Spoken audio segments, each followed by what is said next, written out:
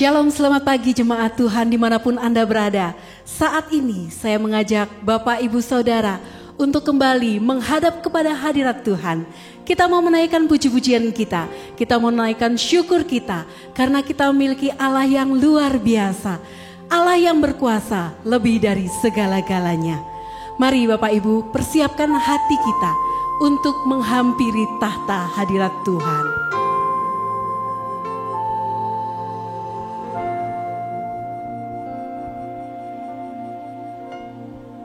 Kuasa-Mu terlebih besar,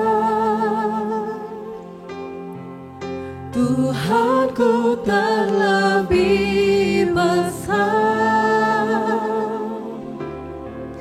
Tak pernah terlambat janji-Mu ya Tuhan, menolong hidupku.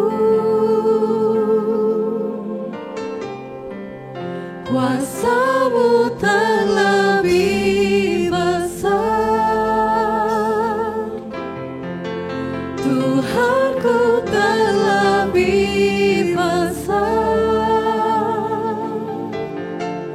Tak pernah terlambat janji-Mu ya Tuhan, pulihkan hidupku.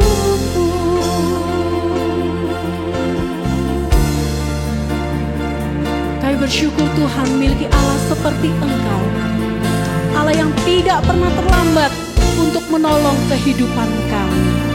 Hanya Kau Tuhan penolongku,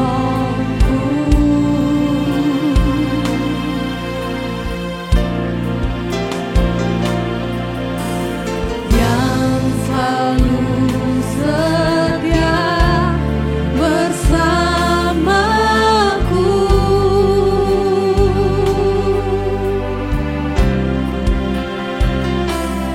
Kasih-Mu yang sanggup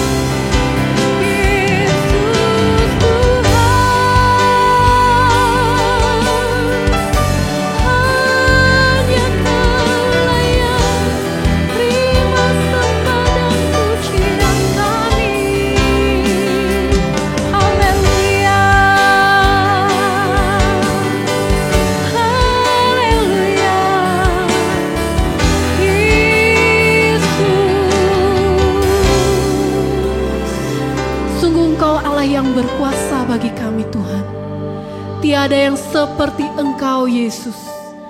Hanya Engkaulah satu-satunya Allah kami. Hanya Engkaulah Tuhan di atas segala Tuhan yang berkuasa dalam kehidupan kami.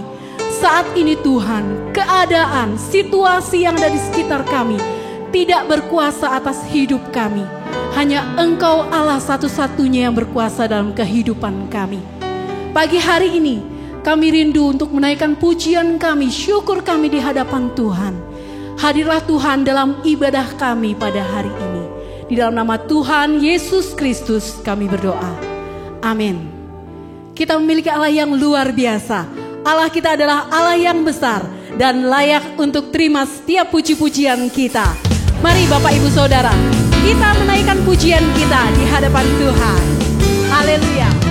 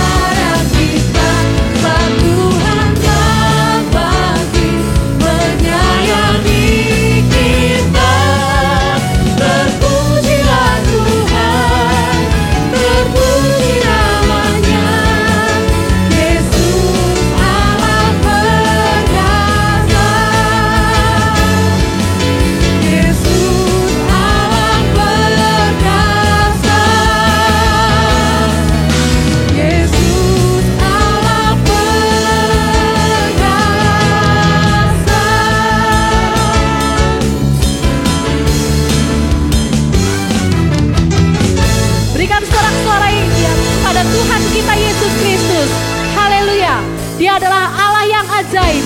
Dia raja di atas segala raja. Tiada yang sama seperti Dia. Allah kita luar biasa.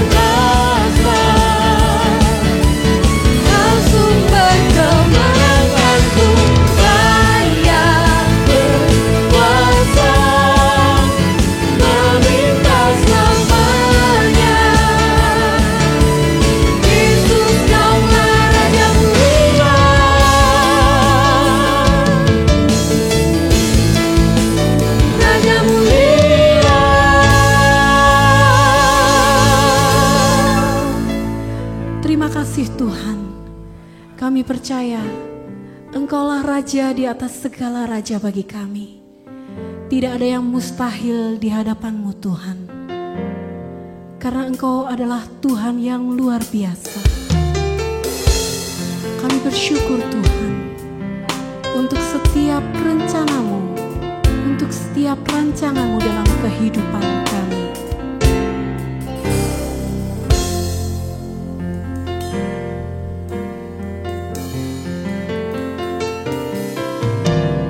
Tak terbatas kuasa-Mu Tuhan,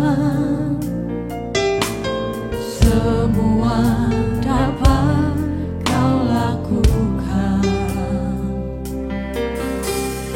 Apa yang kelihatan mustahil bagiku, itu sangat mungkin bagimu.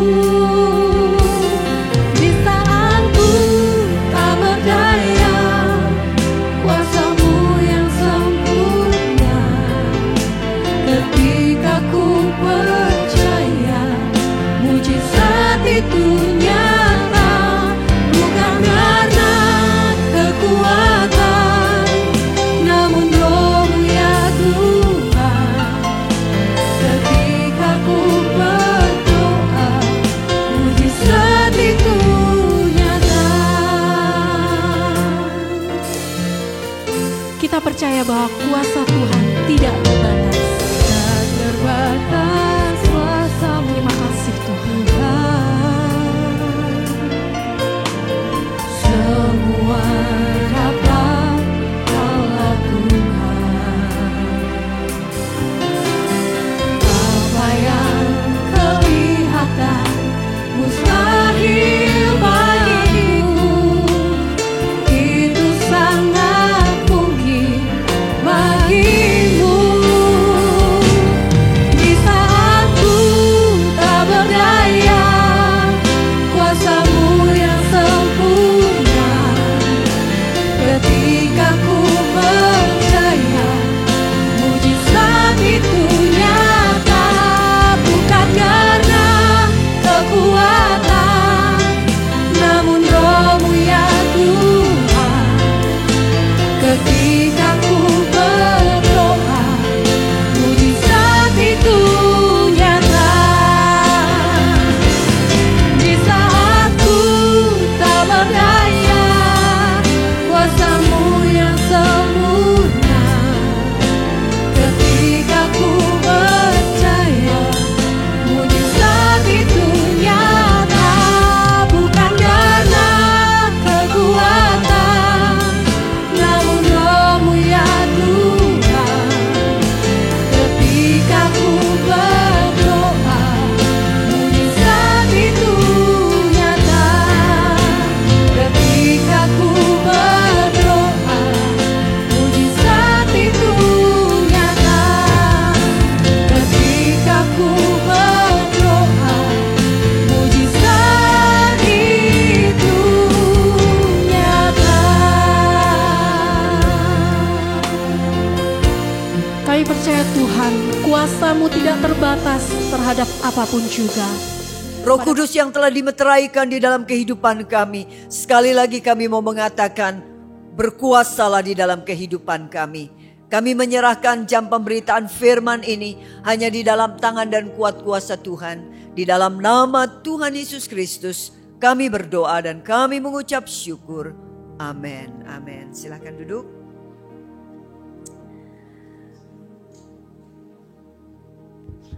Kalau kita melihat ada banyak penghargaan demi penghargaan yang diberikan oleh instansi-instansi atau badan-badan tertentu untuk pencapaian-pencapaian sesuatu. Misal, kalau orang yang telah melakukan pencapaian yang begitu tinggi di dalam dunia musik, di dalam dunia tarik suara, di dalam dunia yang musik-musik seperti ini, maka mereka layak untuk mendapatkan Grammy Award. Grammy Award adalah penghargaan yang sangat tinggi yang diberikan bagi mereka yang melakukan pencapaian di bidang musik. Dan kalau kita tahu bagaimana orang telah melakukan pencapaian di bidang perfilman, maka ada satu award yang kita kenal dengan nama Oscar, Piala Oscar. Diberikan kepada mereka yang betul-betul telah menunjukkan dirinya memang qualified, memang bermutu di dalam tata main mereka, sehingga mereka dapat membawakan peran-peran mereka dengan sangat-sangat baik. Dan kalau kita tahu di dunia sains, di dunia ilmu pengetahuan, kita juga melihat ada award yang kita kenal dengan istilah Nobel.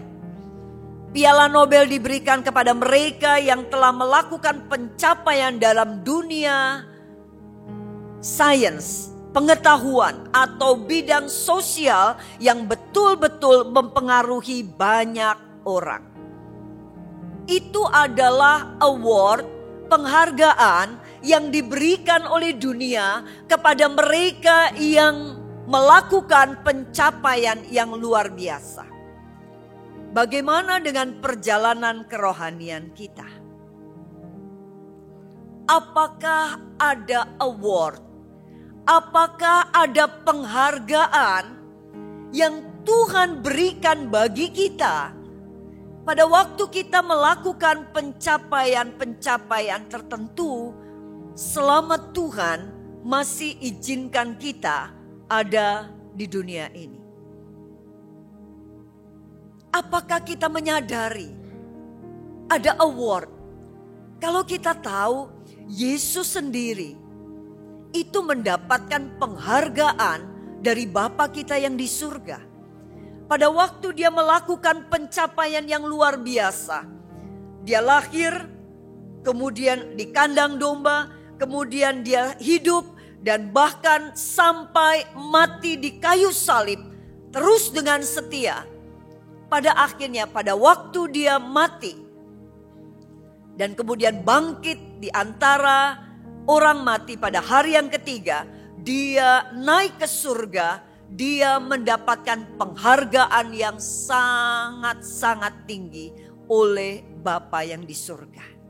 Demikian juga kita harus tahu mengenai hal ini, dan ini biarlah menjadi satu motivasi, menjadi satu kerinduan yang besar di dalam kehidupan kita, agar supaya kita dapat melakukan pencapaian-pencapaian yang luar biasa, agar supaya kita juga boleh mendapatkan award itu, penghargaan itu. Nah, ada seorang yang bernama Stefanus. Dia mendapatkan penghargaan dari tempat yang maha tinggi. Kalau dipikir Stefanus itu siapa sih? Ya, tapi mari kita melihat di dalam kisah para rasul yang ke-7 ayat 55 dan yang ke-56 demikian. Tetapi Stefanus yang penuh dengan Roh Kudus menatap ke langit, lalu melihat kemuliaan Allah dan Yesus berdiri di sebelah kanan Allah, lalu katanya, sungguh aku melihat langit terbuka dan Anak Manusia berdiri di sebelah kanan Allah. Kita tahu bahwa Anak Manusia yaitu Yesus, Alkitab mengatakan bahwa dia adalah Yesus yang duduk di sebelah kanan tahta Allah Bapa. Dia duduk di sebelah kanan tahta Allah Bapa. Tetapi Stefanus melihat bahwa Yesus tidak duduk. Pada waktu Stefanus mau mati, Stefanus melihat satu penglihatan di surga sana. Yesus tidak duduk, tapi Yesus berdiri. Apa makna Yesus berdiri? Yesus berdiri itu sedang menunjukkan bahwa dia menghormati Stefanus. dia sedang mau menyambut Stefanus. Dan sambutannya bukan saja dengan tetap duduk, tetapi dia berdiri. Ini menunjukkan dia memberikan penghargaan. Bukankah kita, kalau kita ada di dalam satu pertemuan, kita duduk, tapi begitu ada seseorang yang lewat, dan orang yang lewat itu penting, saya yakin kita semua akan diperintahkan ya oleh MC. Mari kita berdiri menyambut Bapak Presiden. Mari kita berdiri menyambut mempelai. Mari kita berdiri menyambut wali kota. Mari kita berdiri. Kita selalu berdiri dengan catatan kita sedang menyambut orang yang penting karena kita menghargai orang itu. Rupanya Yesus menaruh penghargaan yang tinggi kepada Stefanus sampai dia harus berdiri untuk menyambut dia. Mari sekarang kita meneliti lebih lanjut. Ada apa dengan Stefanus? Siapa Stefanus? Kenapa dengan Stefanus? Ada apa dengan dia? Kok bisa sampai Yesus menaruh penghargaan yang begitu tinggi kepada dia? Kalau kita tahu Stefanus itu orang biasa. Dia bukan pejabat. Dia di dalam pelayanan juga biasa-biasa. Bukan seseorang yang mungkin memegang sidang ribuan. Mungkin dia adalah koordinator dari apa? Enggak. Dia orang biasa, bahkan kita tahu matinya Stefanus itu juga gak enak. Stefanus matinya tuh dirajam batu. Dia difitnah. Orang memandang dia sebagai orang yang salah. Sampai dia bisa dirajam batu karena orang memandang dia salah. Menilai dia jelek. Sampai dia harus menerima itu semua. Tapi yang luar biasa, sekalipun Stefanus seperti itu, Yesus menaruh penghargaan yang tinggi. Yuk kita lihat sebetulnya ada ciri-ciri apa di dalam diri Stefanus yang pada akhirnya Yesus memandang dia begitu rupa sampai memberikan penghargaan yang tinggi. Pada waktu saya baca, memang saya terkesan dengan Yesus berdiri. What's going on? Ada apa nih? Kok Yesus sampai berdiri nih? Saya mulai meneliti mengenai kehidupan Stefanus. Dan ternyata saya menemukan setidak-tidaknya ada hal-hal ini yang saya temukan. Mungkin orang lain bisa menemukan yang lain. Tetapi saya menemukan hal-hal ini. Ya, dari penelusuran, dari apa yang saya renungkan mengenai firman Tuhan. Hal pertama yang saya melihat dari diri Stefanus yang luar biasa adalah apa? Yang pertama, dia sedia melayani Tuhan dalam bentuk apapun. Dia bersedia. Mau ditugasin apa saja, dia bersedia. Padahal kalau dipikir-pikir, kita lihat di dalam Kisah Rasul 6 ayat yang kelima. Usul itu diterima baik oleh seluruh jemaat. Lalu mereka memilih Stefanus, seorang yang penuh iman dan Roh Kudus. Stefanus adalah seorang yang kerohaniannya begini. Stefanus adalah seorang yang dipenuhi dengan Roh Kudus. Boleh dikatakan secara dunia. Berarti kita melihat bahwa level imannya itu cukup tinggi. Level imannya itu luar biasa. Karena dikatakan dia penuh dengan iman dan penuh dengan Roh Kudus. Tapi kita lihat pelayanan apa yang diambil oleh Stefanus. Kisah Rasul 6 ayat yang pertama. Pada masa itu ketika jumlah murid makin bertambah, timbullah sungut-sungut di antara orang-orang Yahudi yang berbahasa Yunani terhadap orang-orang Ibrani. Karena pembagian kepada janda-janda mereka diabaikan dalam pelayanan sehari-hari. yang dikerjakan oleh Stefanus yang katanya penuh dengan Roh Kudus itu, penuh dengan iman itu adalah membagikan sembako kepada janda-janda miskin. Ini luar biasa. Sementara kita melihat tren dunia, orang berlomba-lomba untuk mendapatkan jabatan yang penting. Secara dunia, orang berlomba-lomba untuk bisa menjadi pejabat yang penting dilihat oleh orang. Apakah ketua ini, ketua ini, ketua ini. Banyak orang berlomba-lomba mau seperti ini. Bahkan ya dalam organisasi-organisasi tertentu untuk bisa mendapatkan jabatan itu sampai menghalalkan segala cara dengan berbagai macam politik. Kita di dunia sekuler pun seperti itu. Demi untuk jabatan berani bayar mahal. Dalam arti ada money politik.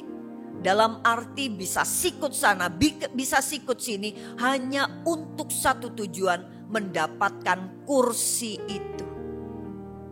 Karena itu adalah kursi yang terhormat. Kursi yang akan dihormati orang. Kursi yang orang bisa tunduk kepala. Kursi yang orang bisa disuruh semaunya yang punya kursi itu. Sementara orang-orang berlomba-lomba untuk mendapatkan yang seperti ini, Stefanus mau melakukan pekerjaan pelayanan yang membagikan sembako kepada janda-janda miskin. Ini gak gampang. Berapa banyak orang tersinggung pada waktu dia diminta untuk melakukan satu pelayanan yang mungkin tidak dilihat oleh mata. Sementara misal dalam Natal, kursi terhormat diambil oleh ketua panitia, kursi terhormat diambil oleh ketua acara, kursi terhormat diambil oleh ketua silakan pemusik dan sebagainya. Mungkin dia dijadwal atau diminta untuk menduduki hal yang secara manusia itu gak ada artinya. Pada waktu mendapatkan itu di sini mulai ada ketersinggungan. Kenapa mesti aku dipilih itu? Apa dia gak tahu siapa aku? Aku ini sarjana, bukan saja S1, tapi aku ini S3. Aku ini bukan saja lulusan dalam negeri, tapi aku lulusan luar negeri. Aku ini di kantor jabatanku seperti ini. Aku ini begini-begini. Apa dia gak tahu aku ini siapa? Ada ketersinggungan pada waktu diminta untuk melakukan satu pelayanan yang tampaknya ecek-ecek, yang tampaknya biasa-biasa saja. Tapi Stefanus, karena dia penuh dengan Roh Kudus, maka dia tidak memandang pelayanan seperti itu. Sama sekali dia tidak membedakan ini pelayanan yang terhormat, ini pelayanan tidak terhormat, ini pelayanan yang penting, ini pelayanan yang tidak penting. Dia sama sekali tidak membedakan itu karena dia penuh dengan Roh Kudus. Dia tahu dimanapun tempatnya, asal dia melakukannya betul-betul seperti untuk Tuhan, maka Tuhan akan menghargai itu semua. Yang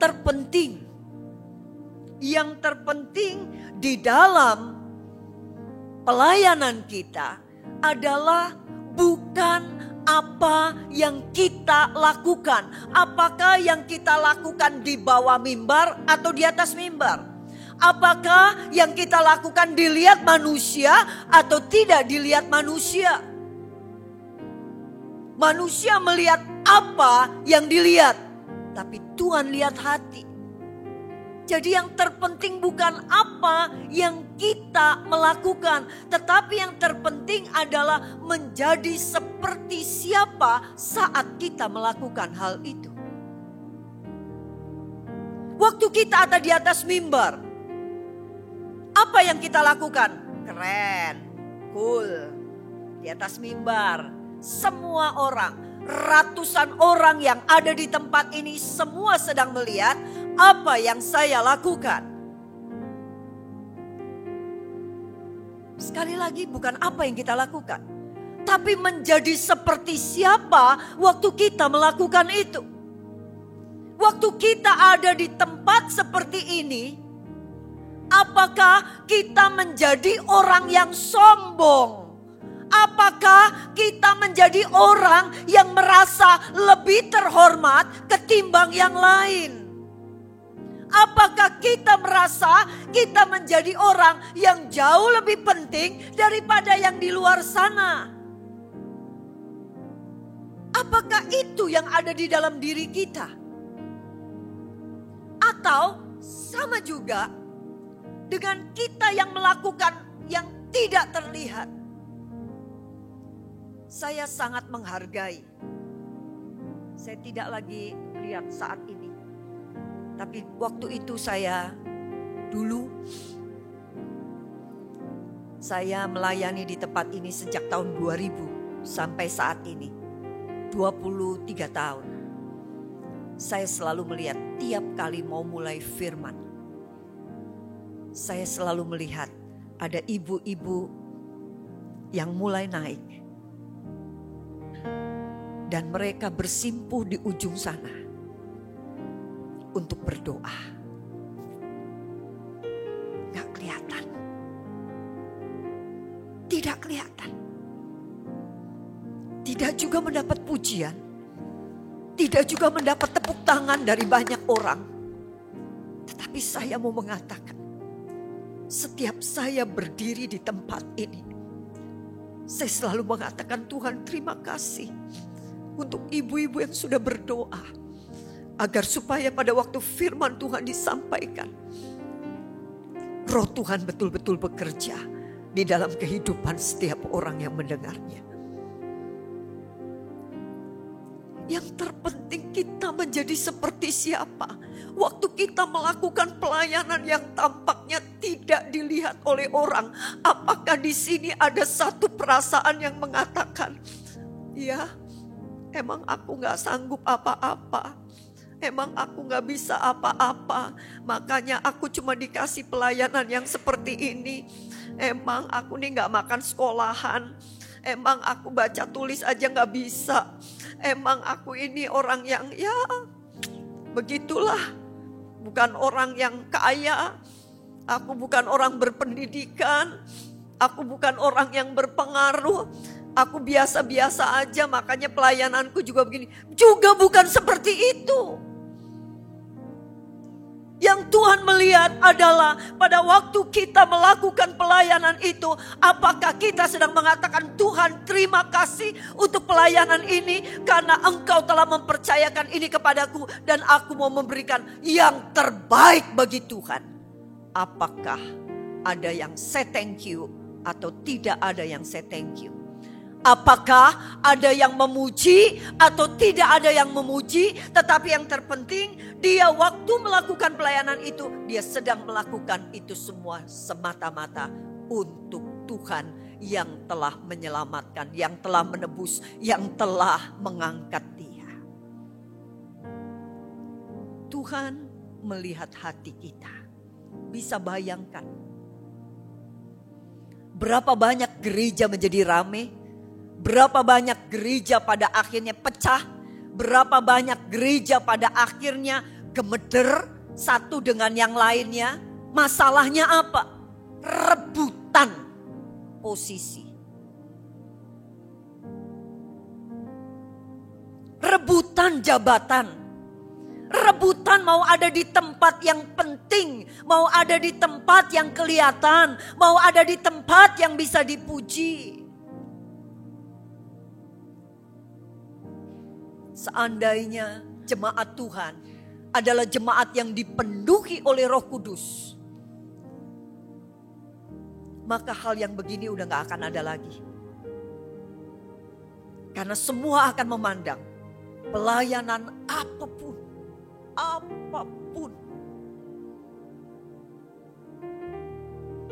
adalah pelayanan yang kita berikan hanya kepada Tuhan kita. Amin. Bahkan saya mau mengatakan, mereka yang sedang mengatur mobil kita di luar,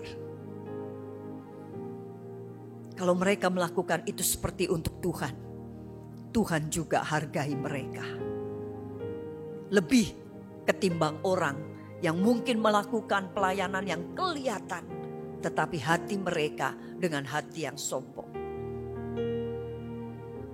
Sama, mau di atas, mau di bawah, mau kelihatan gak kelihatan. Yang penting kita itu menjadi seperti siapa waktu kita sedang melakukan itu. Ini tidak berbicara mengenai pelayanan saja, tapi ini juga berbicara mengenai setiap hari demi hari di dalam kehidupan kita. Waktu kita melakukan apapun, waktu kita sedang menyapa orang, waktu kita sedang melakukan menolong orang, waktu kita sedang melakukan A, I, U, E, O, A sampai Z. Kita sedang menjadi siapa? Apakah kita sedang menjadi seperti Kristus waktu kita melakukan hal itu? Atau kita sedang menjadi seseorang yang sedang ada udang di balik batu dengan semuanya itu? Satu-satunya jalan untuk kita bisa punya hati yang legowo, untuk kita bisa melakukan apapun cuma satu. Dipenuhi dengan Roh Kudus. Tanpa dipenuhi dengan Roh Kudus, mustahil kita bisa punya mindset yang seperti ini. Mustahil kita bisa punya pandangan, pola pikir, pola pandang yang seperti Stefanus ini. Ini gak mungkin. Mari kita sama-sama mau menjadi orang-orang yang dipenuhi dengan Roh Kudus. Maka kita tidak lagi memandang orang. Semua orang berharga di mata Tuhan. Asal apa yang mereka lakukan itu betul-betul untuk Tuhan. Amin. Amin. Coba bilang sebelah-sebelah, katakan, ayo kita minta dipenuhi dengan Roh Kudus, ya, supaya pola pandang ini ada pada kita.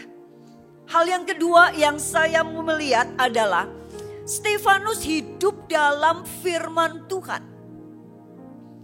Kalau kita lihat di dalam Kisah Para Rasul pasal yang ke-7, saya tidak tuliskan di sini, tetapi kita akan membaca begitu panjang. Pada waktu Stefanus ditanya segala sesuatu, dia menjawab mulai dari Abraham sampai Yusuf, sampai Musa, sampai Daud, sampai nabi-nabi, sampai pencurahan Roh Kudus. Dia bicara itu semua. Kalau dia bicara itu berarti apa? Dia tahu firman. Kalau dia gak pernah baca firman, dari mana dia tahu? Dia gak akan tahu. Berapa banyak sekolah minggu, saya kadang-kadang ngecek. Ayo kita buka Yohanes pasal yang ketiga. Nyari Yohanes tuh loh gak tahu di sebelah mana.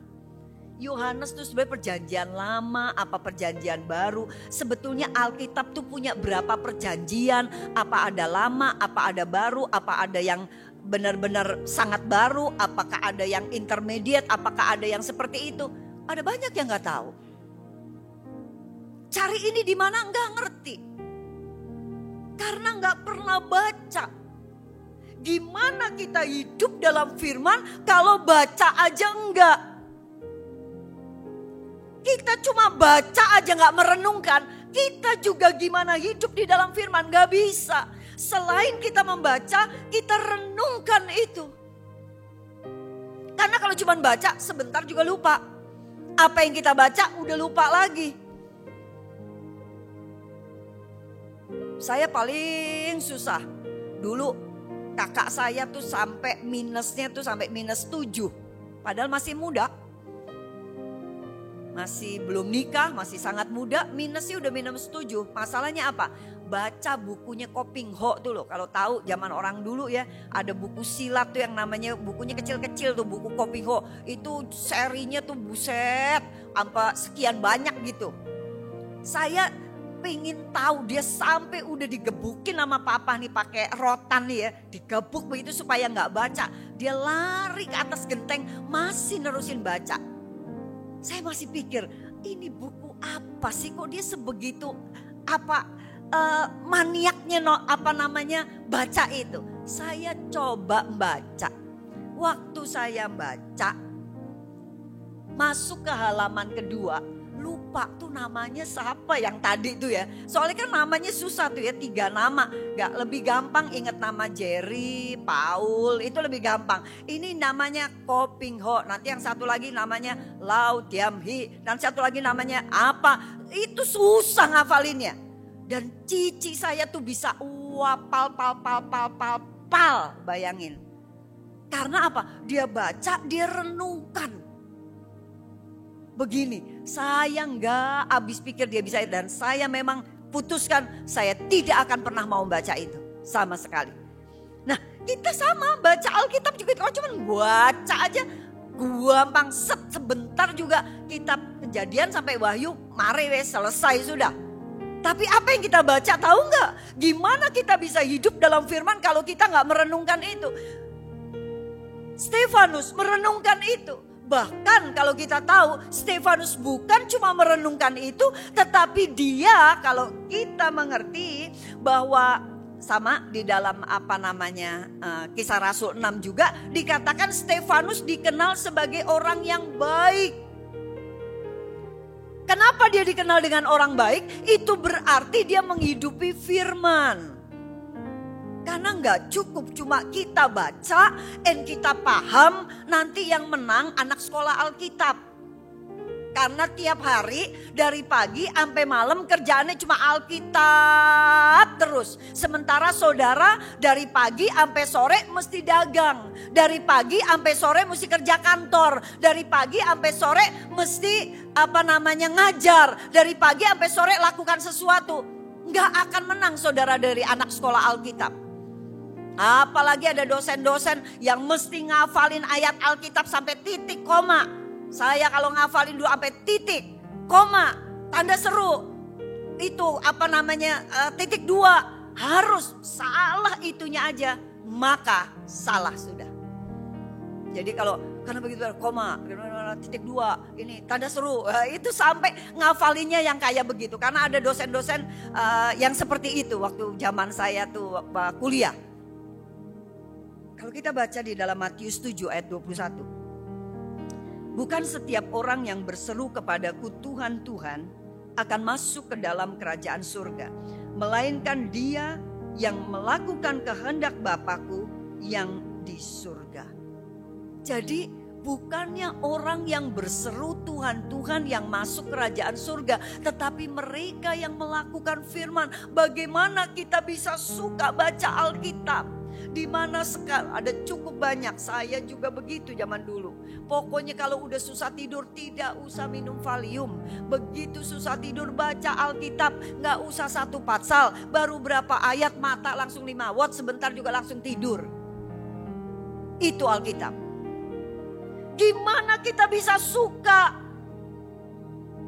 Gimana kita bisa sampai menjadi pelaku firman kalau kita nggak merenungkan firman?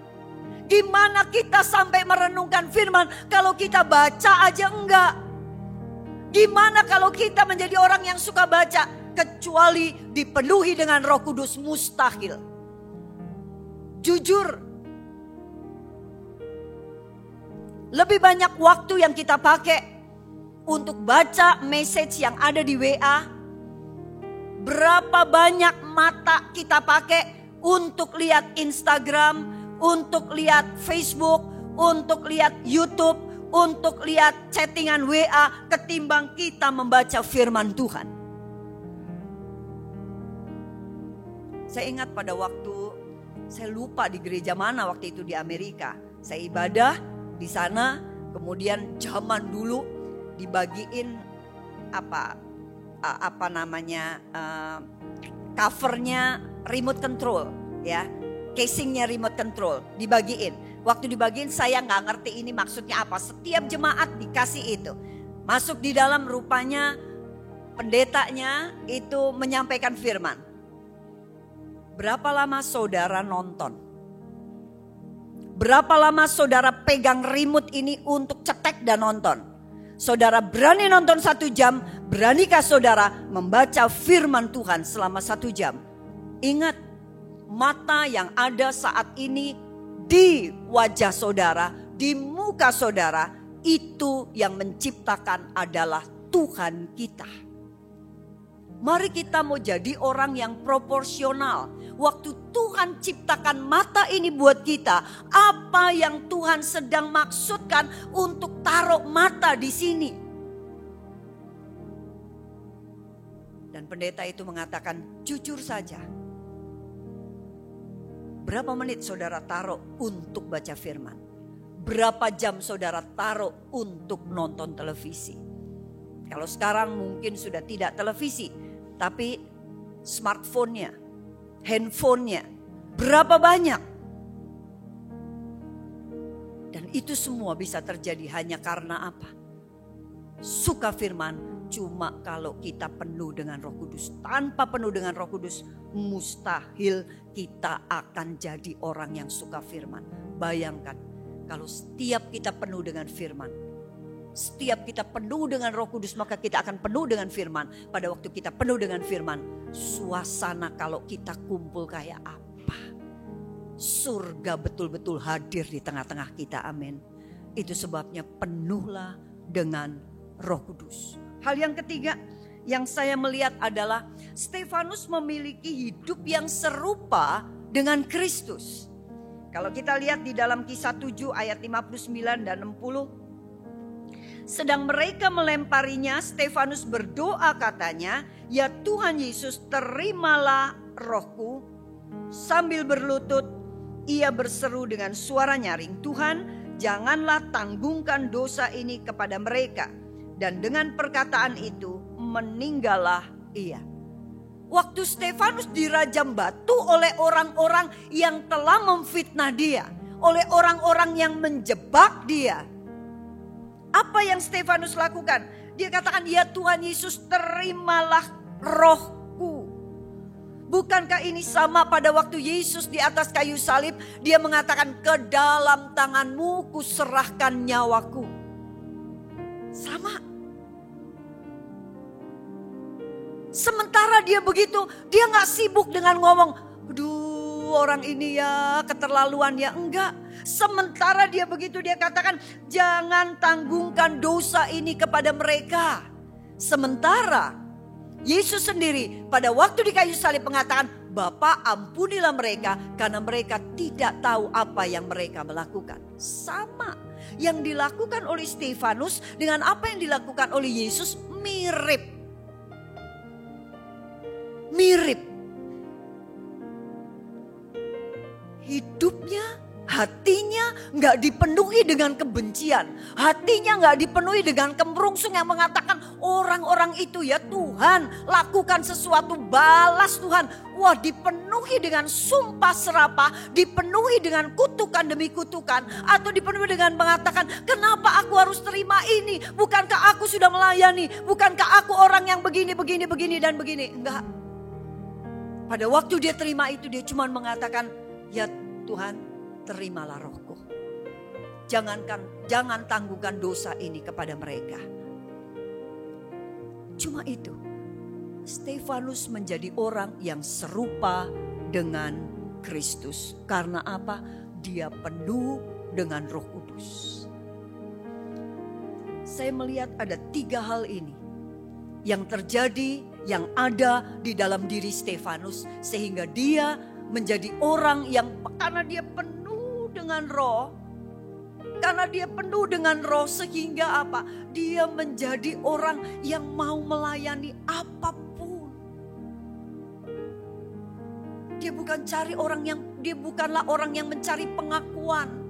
Karena dia tahu segala sesuatu dari dia, oleh dia, dan mesti kembali kepada dia. Kemuliaan Tuhan harus kembali kepada Dia. Karena apa? Dia layak terima semuanya itu.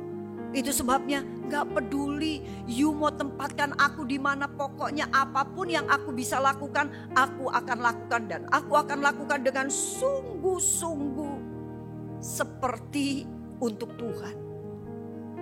Stefanus dipenuhi dengan Roh Kudus sehingga dia hidup di dalam firman. Dia menghidupi firman itu, dia menjadi pelaku firman. Dan karena dia menjadi pelaku firman, sehingga dia hidup seperti Kristus. Serupa dengan Kristus. Kalau kita tahu di dalam Roma 8:28 mengatakan Allah turut bekerja di dalam segala perkara untuk mendatangkan kebaikan buat kita yang mengasihi Dia. Untuk apa? Untuk apa Allah turut bekerja di dalam segala perkara mendatangkan kebaikan? Kebaikan apa? Ayat 29 mengatakan supaya kita menjadi serupa dengan gambaran anaknya yaitu Kristus. Dan kalau kita lihat di dalam Yohanes 16 ayat yang ke-13. Tetapi apabila Ia datang yaitu Roh kebenaran, Ia akan memimpin kamu ke dalam seluruh kebenaran. Sebab Ia tidak akan berkata-kata dari dirinya sendiri, tetapi segala sesuatu yang didengarnya, itulah yang akan dikatakannya. Dan Ia akan memberitakan kepadamu hal-hal yang akan datang. Dia yang memenuhi kita adalah Dia Roh kebenaran yang akan membawa kita kepada seluruh kebenaran. Kita mau usaha sampai elek. Kita mau usaha sampai masa putih rambut kita. Tidak akan pernah berhasil. Untuk kita menjadi serupa dengan Kristus. Mau usaha apapun, masuklah di sekolah Alkitab. Itu pun gak jamin kesukaan kita adalah membaca firman Tuhan. Menjadi pelaku firman Tuhan. Gak jamin masuk sekolah Alkitab.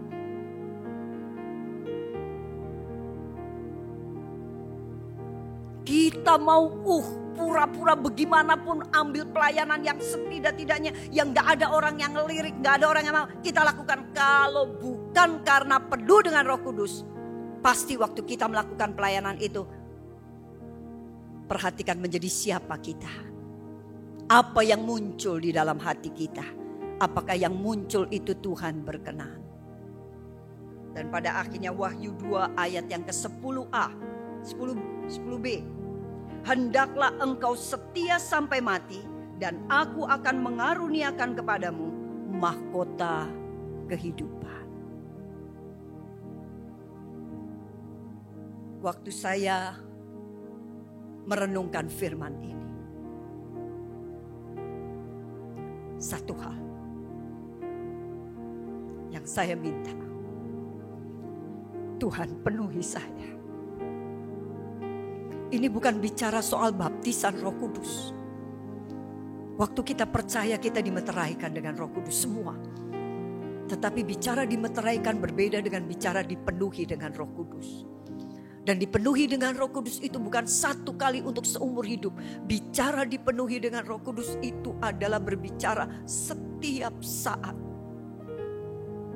Mari kita minta agar supaya sekalipun mungkin doa pencurahan Roh Kudus 10 hari telah selesai semalam.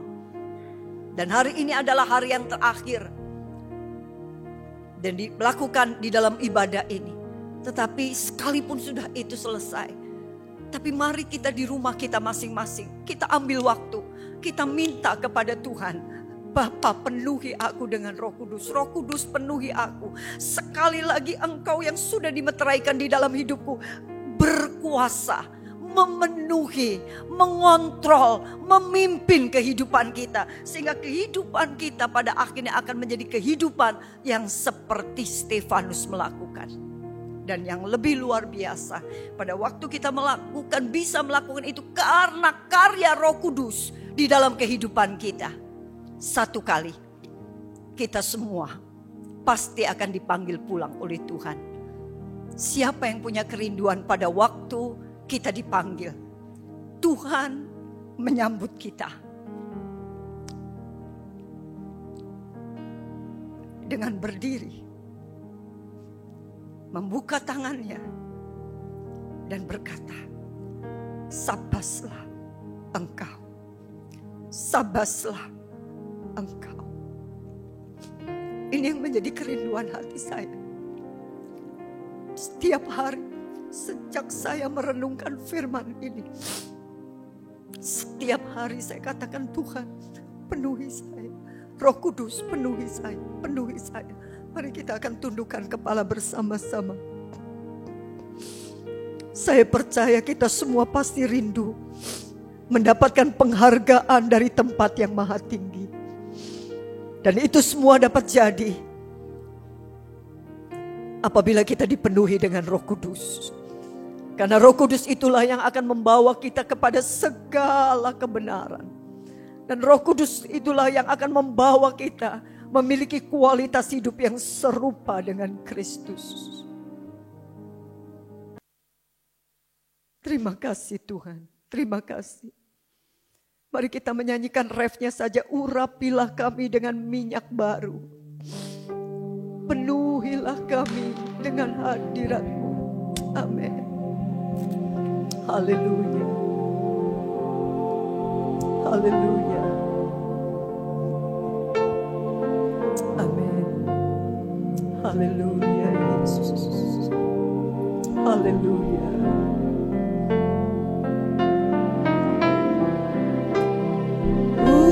Urapilah kami dengan minyak baru. Penuhilah kami dengan hadirat-Mu. Kami rindu Tuhan. Kami rindu Tuhan melihat kuasa-Mu dicurahkan di tempat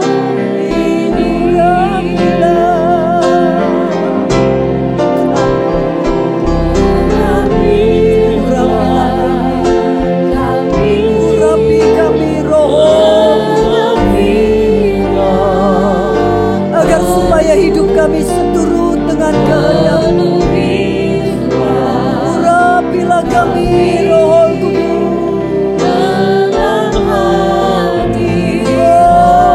Oh, kami rindu. Amin. Haleluya.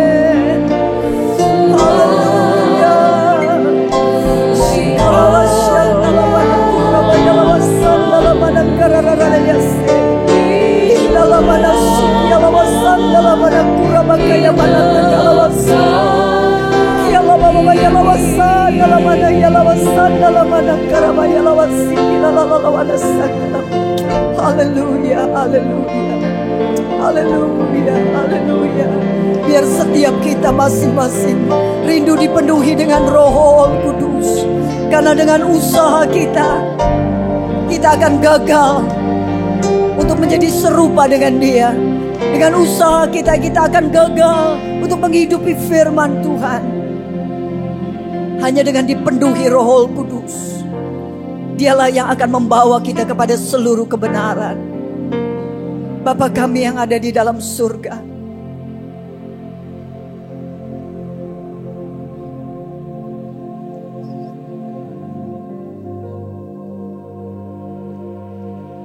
kami tahu satu kali kami akan menghadap Engkau.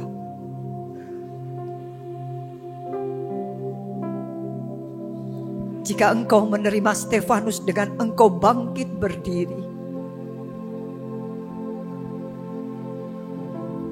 kami pun rindu satu kali pada waktu kami menghadap Engkau, Engkau juga bangkit berdiri, menerima kami dan memakaikan kami mahkota kehidupan. Oleh sebab itu, kami tahu dengan usaha kami akan gagal. Kami mau Roh Kudus yang telah dimeteraikan dalam kehidupan kami itu akan memenuhi kehidupan kami setiap hari, setiap hari, setiap hari, setiap hari. Agar hidup kami tidak lagi menjadi penting apa yang kami melakukan, tetapi menjadi seperti siapa pada waktu kami melakukan semuanya itu. Kami menjadi seperti Engkau, Tuhan. Kami menjadi seperti Kristus waktu kami melakukan itu semua. Kami serahkan hidup kami sepenuhnya. Sepulang kami dari tempat ini, kami akan mengambil waktu bersekutu dengan Engkau. Membuka diri kami, membuka hati kami untuk sekali lagi dipenuhi oleh Roh Kudus. Di dalam nama Yesus kami berdoa. Amin.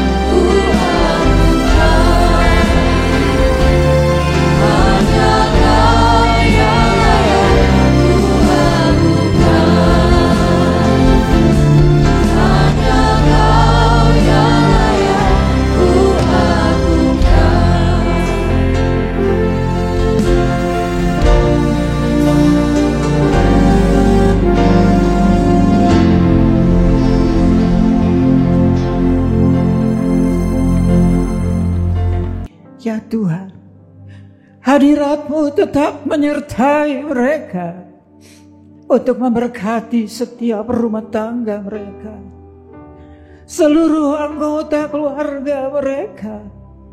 Berkatilah usaha dan mata pencaharian umat-Mu. Berkatilah roti dan air mereka. Berkatilah umat-Mu ini dengan kekuatan dan kesehatan. Sesungguhnya Engkau sangat mengasihi umat-Mu. Seluruh umat-Mu ini ada di dalam telapak tangan-Mu, dan tak seorang pun dapat merampas mereka, domba-domba-Mu ini, dari dalam tangan-Mu.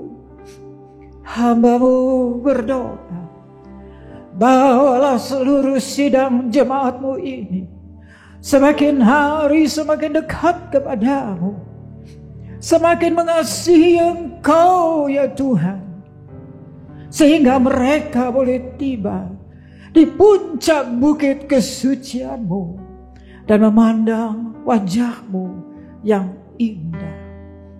Kini sidang jemaat yang dikasihi Tuhan, Allah yang kekal adalah naungan-Mu, dan lengannya yang abadi menopang Engkau.